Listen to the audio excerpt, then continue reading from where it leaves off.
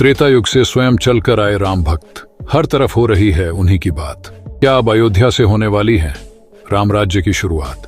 दोस्तों, आज की वीडियो में हम जिस टॉपिक पर बात करने वाले हैं उसको सुनकर आप भी चौंक जाएंगे। जी हाँ, अभी फिलहाल 22 जनवरी का टाइम आने वाला है और इसके बारे में तो पूरे भारतवासियों को कई समय से जानकारी है कि 22 जनवरी को रामलाल की स्थापना होगी। किंतु इसी बीच एक विषय काफी चर्चा का बना हुआ है।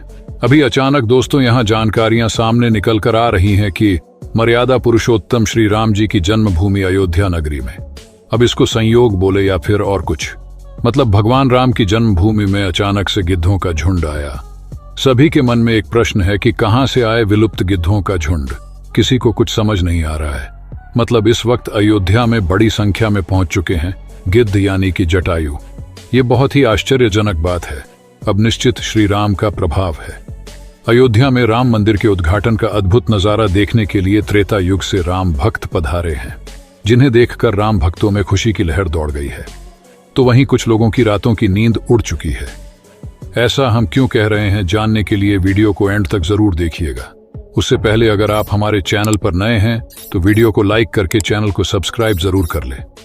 दोस्तों, त्रेता युग में भगवान श्री राम ने दानवों का नाश कर धर्म को जीत दिलाई थी और समाज में बुराई पर अच्छाई का भी संदेश दिया था। सच्चाई को कोई कितना भी छुपा ले, वह एक न एक दिन सामने आती जरूर है। जी हाँ दोस्तों, लोग राम सेतु के प्रमाण मांगते आए हैं और वही रामायण महाभारत को मात्र काल्पनिक ग्रंथ बताते हैं। उनके मुंह पर एक करारा तमाचा लग चुका है, क्योंकि त्रेता युग से स्वयं चलकर आए हैं राम भक्त। आपको बता दें कि 22 जनवरी 2024 को रामलल्ला की प्राण प्रतिष्ठा की जाएगी, लेकिन उससे पहले ही चमत्कार के ऊपर चमत्कार देखने को मिल रहे हैं। सबसे पहला चमत्कार तब हो गया जब लोगों को अचानक जटायु के वंशज गिद्ध आसमान में उड़ते दिखाई दिए। यहां तक कि भगवान श्री राम के भक्त इन्हें राम मंदिर की प्राण प्रतिष्ठा में आए मेहमान मान रहे हैं, क्योंकि पिछले कुछ सालों में यह प्रजाति विलुप्त सी हो गई थी। लेकिन राम मंदिर की प्राण प्रतिष्ठा नजदीक आते ही अयोध्या के आसपास बड़ी संख्या में गिद्ध आ पहुंचे हैं। लोग इस करिश्मा को देखकर पूजा भी कर रहे हैं, क्योंकि गिद्ध एक ऐसा प्राणी है जो भारत से विलुप्त हो चुका है। ऐसे में प्रभु श्री राम के प्राण प्रतिष्ठा से पहले ही वे कैसे दिखे, इसी लोग भगवान का चमत्कार मानकर पूजा कर रहे हैं। अब दोस्तों, इतनी बड़ी बात कोई संयोग तो नहीं हो सकती है। दोस्तों, कुछ बुद्धिजीवी लोग रामायण के होने पर ही सवाल उठाते हैं। उन लोगों का मानना है कि रामायण असल में सिर्फ एक कहानी थी। मगर दोस्तों, आज भी रामायण से जुड़े हुए कई सारे ऐसे सबूत मौजूद है जो हर किसी को मानने के लिए मजबूर कर रहे हैं। भगवान राम ने जो पुल बनाया था लंका जाने के लिए, वह आज भी मौजूद है। उसे वैज्ञानिकों ने भी माना है। वैज्ञानिकों ने उसे देखकर कह दिया कि यह कोई प्राकृतिक नहीं है, बल्कि यह इंसानों द्वारा बनाया गया पुल है।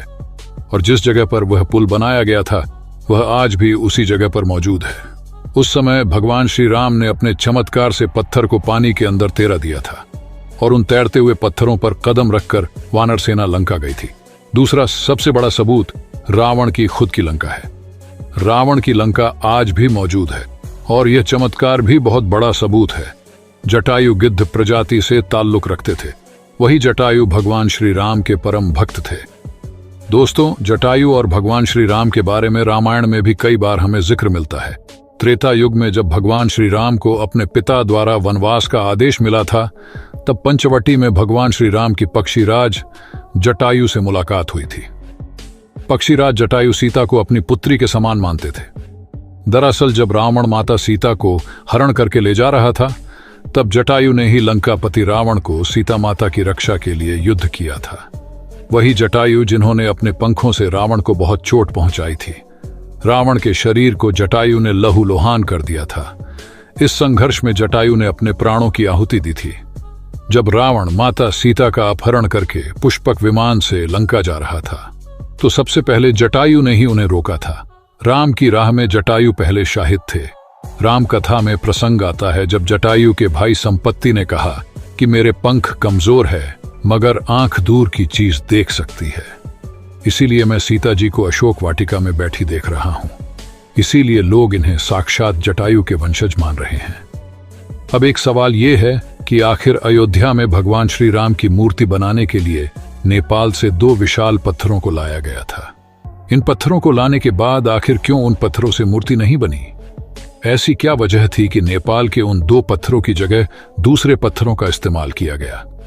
दरअसल राम मंदिर के निर्माण का काम पूरा होने के बाद फरवरी में नेपाल के कालीगंज की तट से 2 शिला अयोध्या लाई गई थी। इन 2 शिला का वजन 14 टन और 27 टन था। शुरुआत में इन शिला से राम मूर्ति बनाई जाने की बात सामने आई, लेकिन बाद में पता चला कि इन शिला को राम मूर्ति बनाने के लिए उचित नहीं पाया गया। भारतीय मीडिया में छपी कुछ खबरों के मुताबिक इन पत्थरों से मूर्ति नहीं बनाए जाने की एक वजह राम मंदिर से जुड़े संतों की ओर से जताई गई आपत्ति थी। खबरों के मुताबिक कुछ संतों का मानना था कि इन पत्थरों को मूर्ति निर्माण में इस्तेमाल नहीं कर सकते, क्योंकि कालिंदी की चट्टानों को तोड़ा नहीं जाना चाहिए, क्योंकि वह शालिग्राम के बराबर है।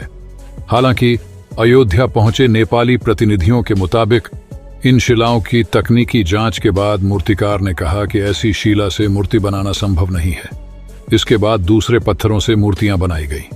नेपाली प्रतिनिधियों के मुताबिक 27 टन वजनी मूर्ति तलाशने की कोशिश की गई थी, क्योंकि चट्टान वजनी शिला को शालिग्राम माना गया, लेकिन 27 टन वाली शिला भी उपयुक्त नहीं पाई जाने के बाद दोनों शिलालेखों को राम मंदिर निर्माण स्थल के पास रखा गया है। भारतीय मीडिया के मुताबिक राम मंदिर के गर्भगृह में रखने के लिए देश की अलग अलग जगह से लाए गए पत्थरों से 3 मूर्तियां बनाई गई हैं। इसमें से सबसे अच्छी मूर्ति का चयन कर उसे गर्भगृह में स्थापित किया जाएगा। दोस्तों, अयोध्या नगरी के अंदर भगवान श्री राम का जन्म हुआ था, जिसका जिक्र वाल्मीकि रामायण में भी मिलता है। सालों तक चले राम राज्य के बाद जब श्री राम ने जल समाधि ले ली तो अयोध्या नगरी सुनी हो गई। पौराणिक मान्यताओं के अनुसार उज्जैन के राजा विक्रमादित्य जब यहाँ आए तो उन्हें उजाड़ भूमि पर कुछ चमत्कार दिखाई देने लगे। खोज की तो पता चला कि यह श्री राम की जन्मभूमि है। उसके बाद उन्होंने यहाँ श्री राम के भव्य मंदिर का निर्माण कराया था, जिसमें काले रंग के कसौटी पत्थर वाले कुछ स्तंभ थे। समय समय पर यहाँ राजाओं ने मंदिर की देखभाल की, लेकिन 14वीं शताब्दी में जब भारत में मुगलों का शासन हुआ तो श्री राम जन्मभूमि को नष्ट कर वहां बाबरी मस्जिद बना दी गई। 1525 में राम जन्मभूमि को बाबर के सेनापति ने ध्वस्त करवाया था। बाबरी मस्जिद की 3 गुंबद थी, जिसके बाहरी हिस्से में चबूतरे में श्री राम के बाल स्वरूप की पूजा होती थी। इसे राम चबूतरा कहते थे। लेकिन 1949 में बाबरी मस्जिद के मुख्य गुंबद के ठीक नीचे वही मूर्ति निकली जो सदियों से राम चबूतरे पर विराजमान थी।